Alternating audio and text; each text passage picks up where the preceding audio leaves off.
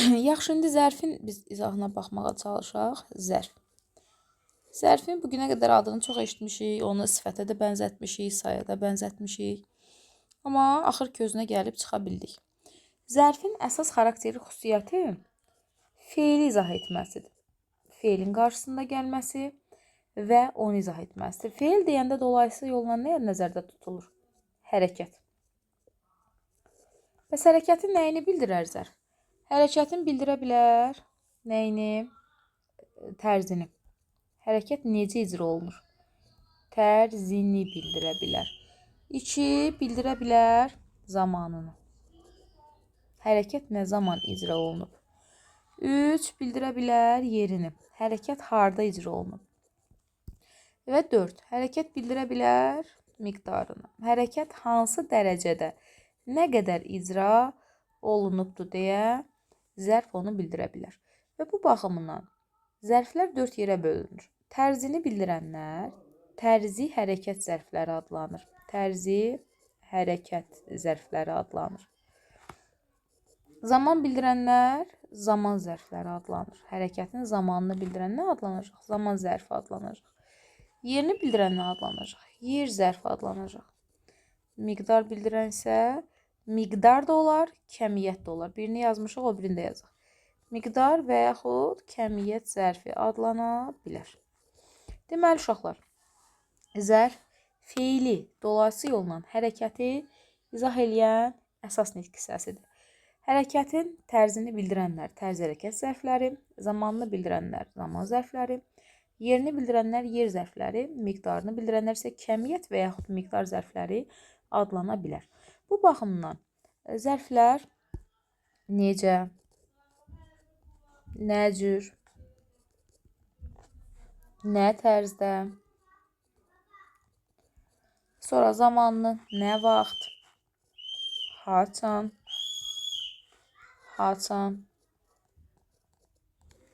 nə zaman, sonra yer bildirənlər harada, haraya,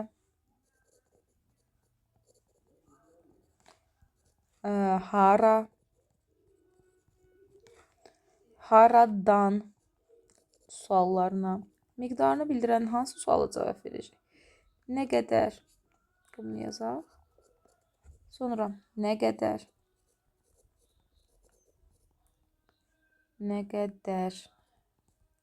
Sonra nə dərəcədə suallarına cavab verəcəkdir. Deməli, tərz hərəkət zərfləri necə, nə cür, nə tərzdə, nə vəziyyətdə, zaman zərfləri nə vaxt, haçan, nə zaman, yer bildirənlər harada, haraya, haradan, miqdar bildirənlər nə qədər, nə dərəcədə suallarına cavab verəcək. Deməli, zərflər həm təsriflənən, həm təsriflənməyən feillərə aid ola bilər uşaqlar. Məsəl üçün, deyirəm ki, dünən gəldik. Gəldik, bilirik ki, xəbər şəklində olan təsriflənən feildir. Və yaxud deyirəm, dünən gələndə. Bu da feil bağlama şəklində olan təsriflənməyən feildir. Yəni, həm təsriflənənə, həm təsriflənməyənə aid ola bilər. Eləcə də zərf digər nitq hissələrinə də aid ola bilər. Amma ən çox feil izah edir. Məsəl üçün, deyirəm ki, bugün toydur. Toydu xəbərdir, ismi xəbərdir. Bugün də onun zamanını bildirir, düzdürmü? Deyirəm ki, o həmişə sevinçlidir. O həmişə sevinclidir. Bax, sevinclidir. Sənin sifətindirmi? Həmişə də onun zamanını bildirir.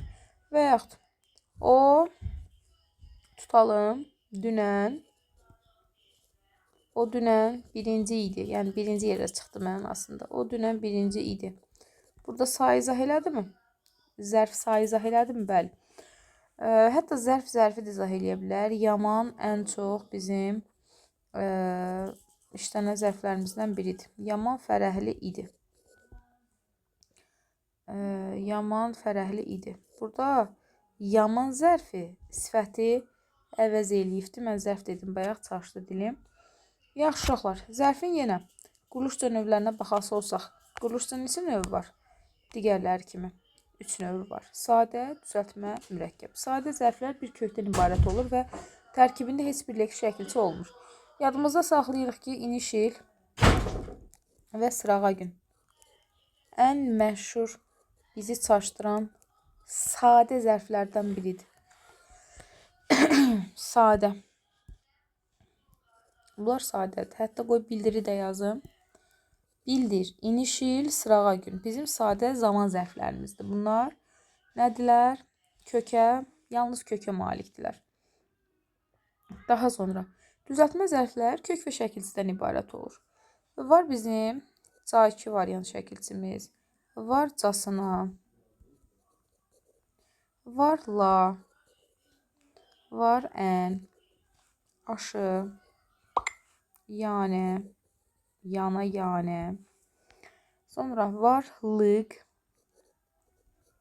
Var sonra da2 variant. Var dan2 variant.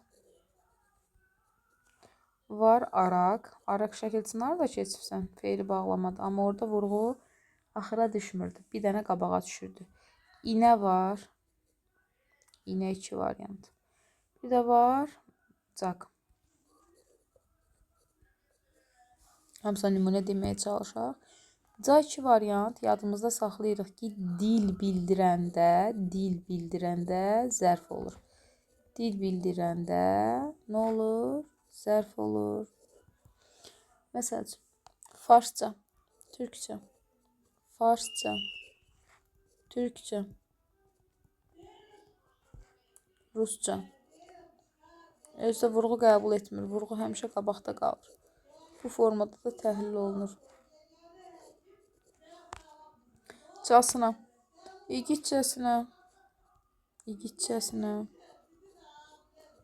igidcəsinə, qorxaqcasına, nə bilim, başqa nə deyərsən, qorxaqcasına, xaincəsinə tipli sözlərdə istifadə olunur və hərəkəti izah edir. La. Yadımızda saxlayırıq ki, ən çox mücərrəd mənalı isimlərə qoşularaq la2 variant zərf düzəldir. Məsəl üçün, ürəklə, sonra həyəcanla, sonra başqa sevinclə, fərəhlə və s. Hətta qəzəblə. Sonra ən. Deyirəm, qəsdən. Ən məşhur zərfimizdir. Bir də daxilən, xaricən.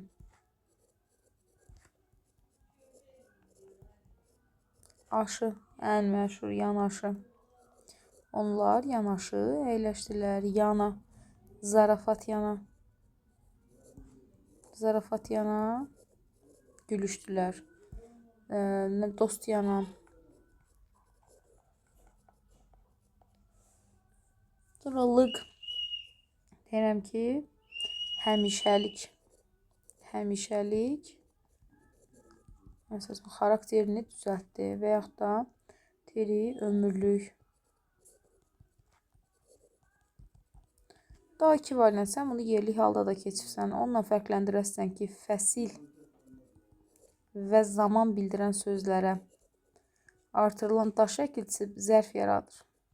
Fəsillər hansıdır? Yayda,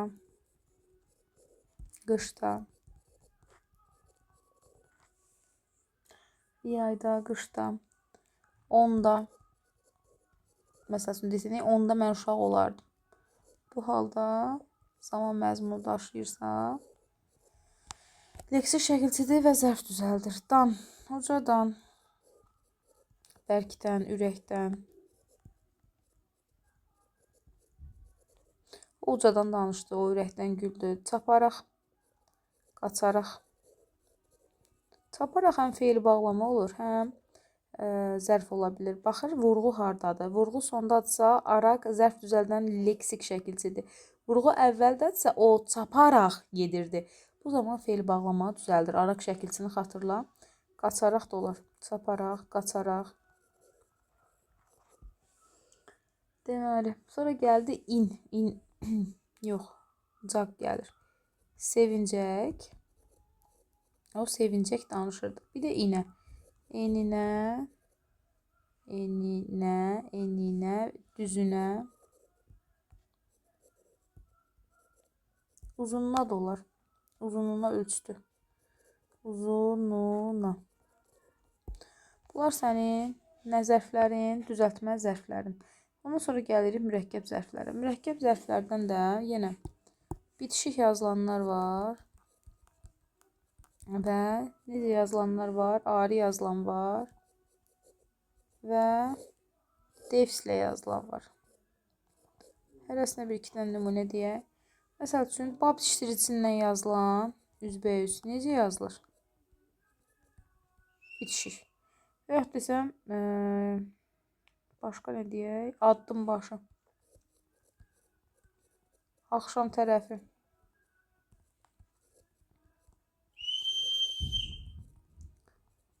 Tərəfi. Ayrı yazılanlara baxaq. Hər gün. Hər an. Nə bilim, bu saat. Bir dəfə. Desən, mən bir dəfə dərsimi oxumamışdım. Mənim ilk dəfə. Bunlar ayrılmayan, ayrı yazılan.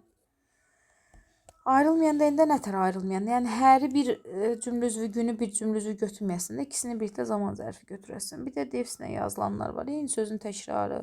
Yavaş-yavaş. Tez-tez. Mənim olsun, ağıllı-ağıllı. İldən ilə.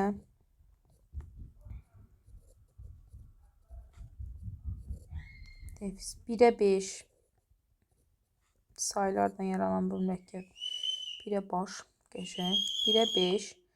Saylardan yaranan mürəkkəb zərfdir. Antonim sözlərin köməyi ilə axır əvvəl. Yəni, axır əvvəl bura gəlib çıxasın. Və gec tez imtahandan yaxşı qiymət alacaq. Bu oldu sənin mürəkkəb zərflərin. Sonra baxırıq zərfin mənaca növlərinə. Bayaqlar bura gəlmişdik. Bax, bu miqdar bildirən, tərz bildirən, zaman bildirən, yer bildirən. Bu sualları silək. Suallarını bildik. İndi gəl yazaq görək özlərini və nümunələrini. Silin bir dəqiqə. Deyirəm ki, tərz hərəkətdən başlayaq. Hərəkətin tərzini necə icra olunduğunu bildirir. Suallarını da incə sildim. Suallarda nə idi? Necə, nə cür, nə tərzdə suallarına cavab verir. Məsəl üçün, o igidcəsinə vuruşur. Sual ver. O necə vuruşur? Necə vuruşur? Nə cür vuruşur? Nə cür vuruşur? İgidcəsinə vuruşur. Hərəkətin tərzini bildirdi. Və yaxud da deyirəm ki, o həyəcanla danışır. Mən həyəcanla danışıram, fərqi yoxdur. O həyəcanla danışır. Hansı suala cavab verir? O necə danışır? Həyəcanla danışır. O nə cür danışır? Həyəcanla danışır. Hərəkətin icra olunduğu tərzi bildirir. Və yaxud da deyirəm ki, o türkcə danışır və rusca danışır. Mən rusca danışıram. Mən rusca danışıram. Mən necə danışıram? Mən rusca danışıram. Bu da nəyi bildirəcək? Hərəkətin tərzini bildirəcək. Zərfin məna növlərini ayırmağın ən yaxşı yolu uşaqlar nə ayırmaqdır? Sual verməkdir. Düzgün sual versən, məna növü də çıxacaqdır. Deyirəm ki, ara bir yağış yağır. İndi sual ver. Yağış nə vaxt yağır? Nə vaxt? Ara bir. Düzdür? Ara bir yağış yağır. Nə vaxt yağır? Ara bir yağır. Deməli, nə vaxt sualına cavab verirsə, nə olacaq? Zaman zərfi olacaqdır. Və yaxud da deyirəm ki, bu məsələ çoxdan olub. Olub baş verib mənasında demişdi ki, ayrı götürülür. Olub nə vaxt olub? Çoxdan. Nə vaxt sualına çıxırsa, deməli zaman zərfidir. Və yaxud da deyirik ki, o tutalım, neynədir, nə vaxt olsun? O gündə bizə gəlir. Gündə. bizə gəlir. Demirəm günün altında. Yəni hər gün mənasında. O gündə bizə gəlir. Hər gün mənasında nədir? Zaman zərfidir. Çünki nə zaman sualına cavab verir. Sonra gəldik nəyə? Tez-tez. Tez-tez bəzən zaman zərfi də bildirə bilər. Tərz hərəkət də bildirə bilər. Məsəl üçün yazaq burada. O tez-tez yeriyir. Sual ver. O necə yeriyir? Tez-tez yeriyir. Düzdür? Bir də deyirəm ki, o tez-tez bizə gəlir. O nə vaxt bizə gəlir? Tez-tez bizə gəlir. Burada olacaq tərzi hərəkət. Çünki hərəkətin tərzidir. Verdiyimiz sual necədir? O tez-tez bizə gəlir. O nə zaman bizə gəlir? Burada da verdiyin sual nə zamandır? Deməli, əsas məsələ nədir? Sualı düzgün verməkdir. Sonra yer zərfləri. Yer zərfləri. Tutalım, deyirəm ki, uşaqlar, yadımızda saxlayırıq. Məkanın adı yoxdursa, məkanın adı bilinmirsə, yer zərfi olur. Məkanın adı bilinirsə, isim olur. Məsəl üçün, mən yuxarıda gözləyirəm. Yuxarıda haradır bilirik. Bəlkə məktəbdir, bəlkə evdir, bəlkə nə bilim iclasdayıq, bəlkə bir dövlət əhəmiyyətli binadır. Bilmirsən də haradır. Və bəlkə stadiondur. Bilmirsən nəyin yuxarısıdır. Adı yoxdur.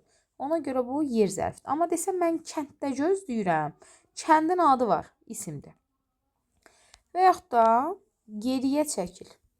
Geriyə çəkil. Geri bilmirsən də yenə küçədəsən, evdəsən, otaqdasan, bilmirsən hardasan. Yerin adı yoxdur, zərfdir. Amma desəm ki, tutalım ki, otağa getdi. Koridora çıxdı. Nədir bunlar? Bunlar isimlərdir.